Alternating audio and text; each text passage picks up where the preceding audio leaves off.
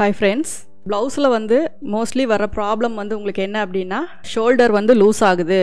அதே மாதிரி இந்த back arm hole வந்து loose வருது, சுருக்கம் வருது அப்படிங்கிற மாதிரி நிறைய problems வரும். அதுல வந்து அதிகமா என்ன problem வருது அப்படிங்கறத நம்ம இதல பாப்போம். நம்ம வந்து ஒரு deep neck, அதாவது நார்மலா வந்து வைக்கிற எந்த ஒரு ஷேப்பை விட நம்ம கொஞ்சம் டீப்பா வெச்சோம் அப்படினா தான் இந்த பிரச்சனை எல்லாம் வரும். நம்ம வந்து ஃபர்ஸ்ட்ல இருக்க மாதிரி எல்லாம் ப்ளவுஸ் ஸ்டிச் பண்ணி போட்டோம் அப்படின்னா அந்த ஆர்ம் ஹோல் லூஸு அந்த இது கம்ப்ளைண்ட்ஸ் எல்லாம் எதுவுமே வராது. இப்போ நம்ம என்ன பண்ணுறோம் அப்படின்னா நெக்கு வந்து வைடாக வைக்கிறோம், ஷோல்டர் வந்து தின்னாக இருக்குது.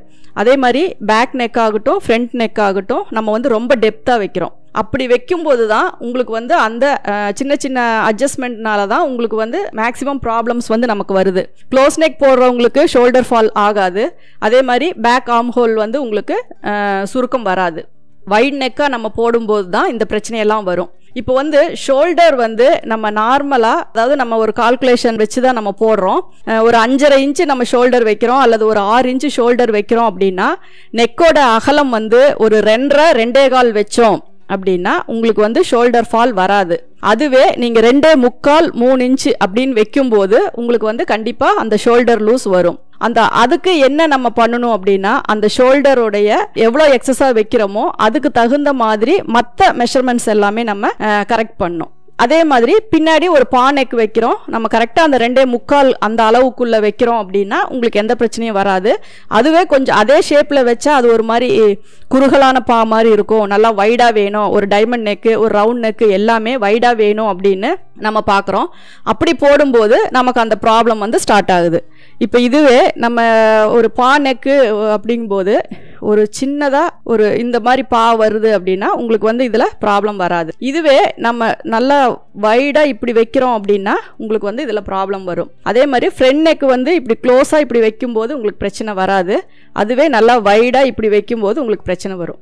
அப்போ இதில் என்ன ப்ராப்ளம் அப்படின்னா நம்ம எந்த அளவுக்கு வந்து இந்த இடத்துல எல்லாம் அகலப்படுத்துகிறோமோ அந்த இடத்துல இருக்கிற அந்த லூஸ் வந்து உங்களுக்கு இந்த ஆர்ம் ஹோல் சைடும் இந்த நெக்கு சைடும் தான் உங்களுக்கு வரும். இப்போ இதுக்கு என்ன நம்ம பண்ணணும் அப்படின்னா ஃபஸ்ட்டு வந்து இங்கே நம்ம லூஸ், அதாவது இது ஒரு டைமண்ட் ஷேப் நெக்கு, இதில் பார்க்கும்போது உங்களுக்கு இந்த டைமண்ட் ஷேப் வரும்போது நல்லா வைடாக இருக்குது. இந்த இடத்துல உங்களுக்கு வந்து நார்மலாக இப்படி குறுகலாக வரும்போது இந்த கம்ப்ளைண்ட் வராது. அது வந்து முதுகில் உங்களுக்கு இருக்கிற அந்த மசில்ஸ் வந்து இழுத்து பிடிச்சிக்கும். இப்போ இது ஓப்பன் ஆகும்போது உங்களுக்கு அந்த லூஸ் ஃபுல்லாக இங்கே தான் வரும். அப்போ இந்த இடம் என்ன பண்ணணும் அப்படின்னா உங்களுக்கு அந்த நெக்குடைய ஷோல்டர் வரைஞ்சிட்டு அதுக்கப்புறம் நீங்கள் ஆர்ம் ஹோல் பாக்ஸ் போட்டுட்டு அதுக்குள்ளே நீங்கள் ஸ்லீவ் உடைய ஆர்ம் ஹோல் வரையும் பொழுது நல்லா இப்படி டெப்த்தாக வரையணும். இப்படி டெப்த்தாக வரையும் போது என்னாகும்னா உங்களுக்கோட ஆர்ம் ஹோலுடைய சுற்றளவை நீங்கள் மெஷர் பண்ணி பார்க்கும்போது இதில் அதிகமாக வரும். அப்போ நீங்கள் என்ன பண்ணணும், உங்களுடைய ஆர்ம் ஹோலோட அளவு எங்கே வருதோ அந்த இடத்துல மட்டும் நாச் போடணும். நான் இப்போ சொல்கிறது இந்த பேக் போர்ஷனுக்கு மட்டும்தான். ஃப்ரண்ட்டில் நீங்கள் அதை ஃபாலோ பண்ணக்கூடாது.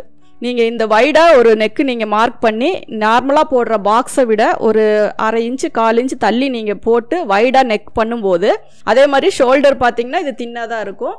இந்த ஷோல்டருக்கும் இந்த நெக்குக்கும் நீங்கள் என்ன பண்ணணும் அப்படின்னா இந்த இடத்துல வரும்போது இந்த கிளாத் வந்து இங்கே சுருக்கம் அதிகமாக வரும். அப்போ அதை எப்படி குறைக்கணும் அப்படின்னா இந்த இடத்துல வந்து நீங்கள் டெப்த்து நல்லா பண்ணி பேக் ஆர்ம் ஹோல் கட் பண்ணணும். கட் பண்ணும்போது நீங்கள் மெஷர் பண்ணி பார்க்கும்போது கரெக்டாக உங்களுக்கு ஆர்ம் ஹோலுடைய, அதாவது பாடி மெஷர்மெண்ட்டில் நம்ம எடுக்கிற ஆர்ம் ஹோலில் 1/2 நம்ம வைப்போம்.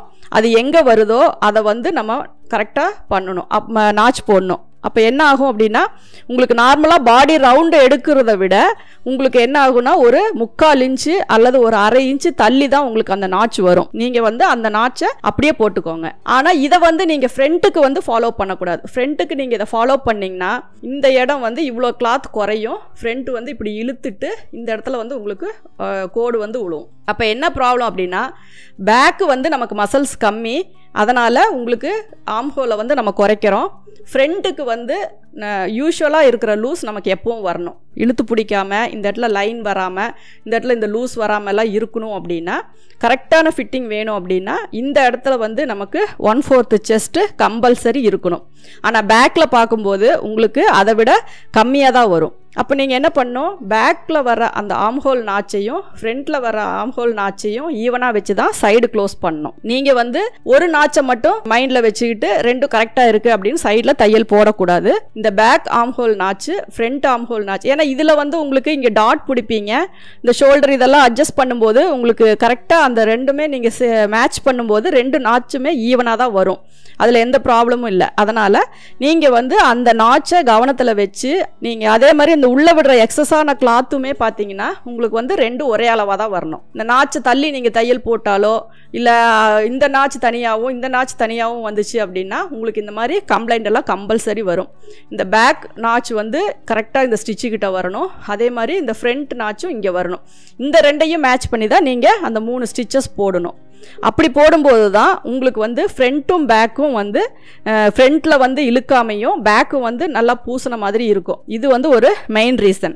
அடுத்தது வந்து நெக்கில் வந்து என்ன பண்ணலாம், இந்த ஷோல்டர் வந்து தின்னாக வேணும், நெக்கு அகலமாக வேணும், இது வந்து ரொம்ப ஷார்ட்டாக இருந்தால் போதும் அப்படின்னா நம்ம இதில் என்ன ஆல்ட்ரேஷன் பண்ணணும் அப்படின்னா, யூஸ்வலாக பேக் வந்து நம்ம எப்பவும் போல் நம்ம மார்க் பண்ணி பேக்கில் நான் சொன்ன ஆல்ட்ரேஷனில் நீங்கள் பண்ணிக்கலாம். ஃப்ரண்ட்டில் என்ன பண்ணணும் அப்படின்னா இந்த ஷோல்டர் கிட்ட நீங்கள் இந்த ஒரு 1/2 இன்ச்சுக்கு இதை நீங்கள் கட் பண்ணிடலாம். ரொம்ப ஸ்லாண்டிங்காக வருதுன்னா நீங்கள் இந்த ஃப்ரண்ட்டிருந்தே ஓரளவுக்கு இதை கட் பண்ணி எடுத்துடலாம். ஏன்னா உங்களுக்கு பார்த்தீங்கன்னா இந்த போர்ஷன் தான் உங்களுக்கு லூஸ் விழுவோம். மறுபடியும் ஆல்ட்ரேஷன் கொண்டு வந்தாங்கன்னா கூட இந்த ஷோல்டர் டைட் பண்ணி கொடுங்க அப்படின்னு சொல்லி தான் கொண்டு வருவாங்க. அப்போ நீங்கள் டைட் பண்ணும்போது இதனுடைய போர்ஷன் வந்து கரெக்டாக உங்களுக்கு நீட்டாக வராது. அதனால் நீங்கள் ஸ்டிச் பண்ணும்போதே இந்த ஃப்ரண்ட்டில் இருக்க அந்த ஒரு இதை வந்து நீங்கள் கட் பண்ணிக்கோங்க. இந்த இடத்துல வந்து ஒரு ஸ்லாண்டிங்கை ஒரு 3/4 இன்ச்சு கட் பண்ணுங்கள். ரொம்ப ஸ்லாண்டிங்காக வருதுன்னா இங்கேயும் சேர்த்தி கூட நீங்கள் கட் பண்ணிக்கலாம். ஏன்னா உங்களுக்கு இதெல்லாமே ஈவனாக வந்துடும். அதனால் ஒன்றும் பிரச்சனை இல்லை. வெட்டுறேன்னு சொல்லிவிட்டு ரொம்ப 1 இன்ச்சுக்கெல்லாம் போயிடாதீங்க. ஒரு 1/2 இன்ச் அப்படின்னா அந்த 1/2 இன்ச்சு தான் நீங்கள் கட் பண்ணணும். அதே மாதிரி ஃப்ரண்ட்டில் என்ன அப்படின்னா நம்ம இந்த நெக்கை வந்து வைட் பண்ணுறோம். ஏன்னா இது நார்மலாக ஒரு நெக்கு அப்படின்னா உங்களுக்கு இது இப்படி வந்து இப்படி தான் வரணும், இப்படி தான் வரும். இது வந்து ஒரு ரவுண்ட் ஷேப் இப்படி தான் வரும். இது பார்த்தீங்க அப்படின்னா ரொம்ப டீப்பாகவும் ரொம்ப அகலமாகவும் இருக்குது. இப்போ இதை வந்து நம்ம எப்படி இதை நம்ம வேர் பண்ணும்போது இது கரெக்டாக நம்ம ஷோல்டரில் உட்காரணும் அப்படின்னா இந்த ஃப்ரண்ட் போர்ஷனை வந்து நம்ம ஒரு 1/2 இன்ச்சு ஸ்லாண்டிங்காக கட் பண்ணணும். இந்த ஃப்ரண்ட் போர்ஷனை கட் பண்ணும். ஏன்னா உங்களுக்கு வர லூஸ் வந்து இங்கே தான் வரும், இங்கே வரும், இங்கே வரும். அப்போ இங்கே இருக்க கிளாத்தையும் நம்ம குறைச்சிக்கிட்டோம் அப்படின்னா இந்த இது வந்து உங்களுக்கு பட்டி இப்படி வந்துடும், இங்கே வந்து இந்த இது குறைஞ்சிரும். அப்போ பார்த்தா உங்களுக்கு ஆட்டோமேட்டிக்காக அந்த ஃபிட்டிங் வந்து கரெக்டாக வந்துடும். இது வந்து நம்ம கரெக்டான அளவு எடுத்து நம்ம ஸ்டிச் பண்ணுறோம் அப்படின்னா இந்த ஆல்ட்ரேஷன் பண்ணாவே உங்களுக்கு ஃபிட்டிங் வந்துடும். அதுக்கப்புறம் இதெல்லாம் பண்ணியும் எனக்கு வந்து அந்த ஷோல்டர் வந்து லூஸ் ஆகுது, கழண்டு வருது அப்படின்னா என்ன கவனிக்கணும் அப்படின்னா இந்த பேக் டாட் வந்து இங்கே நீங்கள் நல்லா டைட்டாக இந்த இடுப்பு சுற்றளவு வந்து கரெக்டாக ஃபிட்டிங் வந்து நல்லா இருக்கணும். அதாவது உங்களுக்கு வேர் பண்ணும்போது இது தூக்கிக்கிட்டோ இது லூஸாவோ இல்லை இதில் வந்து ஒரு 4 பட்டை இது தள்ளி ஐ கட்டியிருக்கோம் அதில் போட்டுக்கிறோம் அப்படிங்கிற மாதிரி எல்லாம் இருந்துச்சு அப்படின்னா கண்டிப்பாக உங்களுக்கு அந்த ஷோல்டர் லூஸ் வரும். அகலமான கழுத்தாக இருந்தால் மட்டும். க்ளோஸ் நெக்குக்கெல்லாம் இது எவ்வளோ லூஸாக நீங்கள் போட்டிங்க அப்படின்னா கூட ஷோல்டர் எல்லாம் இறங்காது, அதெல்லாம் ஒன்றும் பிரச்சனை வராது.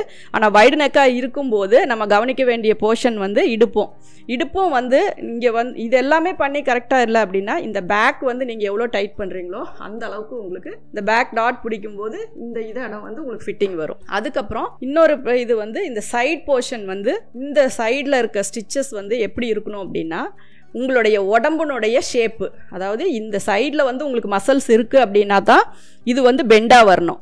உங்களுக்கு சைடில் மசில்ஸ் இல்லை ஃபிட்டிங்காக இருக்குது அப்படின்னா இந்த பிடிச்சிருக்க ஷேப் வந்து நமக்கு கரெக்டாக செஸ்ட் இந்த பட்டி வரைக்கும் உங்களுக்கு ஸ்ட்ரைட்டாக தான் வரணும். அதுக்கப்புறம் தான் லைட்டாக ஸ்லாண்டிங் பண்ணணும். அப்போ இந்த இடம் உங்களுக்கு டைட் ஆச்சு அப்படின்னாவே உங்களுக்கு ஷோல்டர் வந்து பர்ஃபெக்டாக இருக்கும். இந்த இடம் வந்து கரெக்ட் பண்ணணும். இப்போ இதில் வந்து நமக்கு என்னென்ன ப்ராப்ளம் வருது அதை எப்படி சரி பண்ணுறோம் அப்படின்னா இந்த பேக் ஆர்ம் ஹோல் லூஸுமே உங்களுக்கு வந்து அந்த டெப்த் பண்ணும்போது இந்த இடம் கரெக்ட் ஆயிரும். இங்கே சேர்த்து கட் பண்ணும்போதும் இந்த லூஸ் வந்து உங்களுக்கு கரெக்ட் ஆயிரும். இந்த ஆல்ட்ரேஷன் பண்ணி நீங்கள் போட்டிங்கனாவே உங்களுக்கு ப்ளவுஸ் வந்து மேக்ஸிமம் 95% உங்களுக்கு கரெக்டாக வரும். இப்போ ஃபஸ்ட்டு ப்ராப்ளம் நெக்கு வந்து வைட் பண்ணுறதுனால தான் நமக்கு வந்து இந்த ப்ராப்ளம் வருது. அப்படி வரும்போது பேக்குடைய போர்ஷனை வந்து நம்ம குறைச்சிக்கணும், ஃப்ரண்ட் போர்ஷனை குறைக்கக்கூடாது. அது வந்து ஃபஸ்ட்டு நோட் பண்ணிக்கோங்க. பேக்கும் இடுப்பு சுற்றளவும் நமக்கு கரெக்டாக ஃபிட்டிங்காக இருக்கணும். அப்படி ஃபிட்டிங்காக இல்லை அப்படின்னா உங்களுக்கு ஆட்டோமேட்டிக்காக உங்களுக்கு அந்த லூஸ் வந்து வரும். அடுத்தது இந்த ஆர்ம் ஹோல் வந்து கரெக்டாக இருக்கணும். இது வந்து லூஸ் வரக்கூடாது. மெஷர் பண்ணிவிட்டு லூஸ் இருந்தால் கொஞ்சம் டைட் பண்ணிக்கோங்க. அப்போ வந்து உங்களுக்கு இது ஓவர் டைட்டாக இருந்தாலும் இந்த இடம் லூஸ் வரும். ஆர்ம் ஹோல் வந்து இது ஓவர் டைட்டாக இருந்துச்சுன்னாலும் இந்த இடம் லூஸ் வரும். அதனால் எல்லா மெஷர்மெண்ட்ஸுமே கரெக்டாக செக் பண்ணிக்கோங்க. அதுக்கப்புறம் நீங்கள் ஸ்டிச் பண்ணிங்க அப்படின்னா உங்களுக்கு வந்து இந்த வைட் நெக்காக இருந்தாலும் உங்களுக்கு அந்த பிரச்சனையெல்லாம் வராது. அதையும் மீறி உங்களுக்கு ப்ராப்ளம் வருது அப்படின்னா ஸ்லிப் லாக் வந்து நீங்கள் வச்சுக்கோங்க. இது எதுக்கு வைக்கிறோம் அப்படின்னா வைட் நெக்காக இருக்கும்போது இன்னர் வந்து நமக்கு வெளியில் வராமல் இருக்கணும். இதை போட்டுட்டீங்க அப்படின்னா உங்களுக்கு வந்து இன்னருடைய இது வந்து இதுக்குள்ளே ஸ்ட்ராப் இதுக்குள்ளே போட்டோம் அப்படின்னா உங்களுக்கு வந்து வெளியே வராது. அப்போ வந்து ஓரளவுக்கு உங்களுக்கு ஷோல்டர் வந்து நல்லா இழுத்து பிடிச்ச மாதிரி இருக்கும்.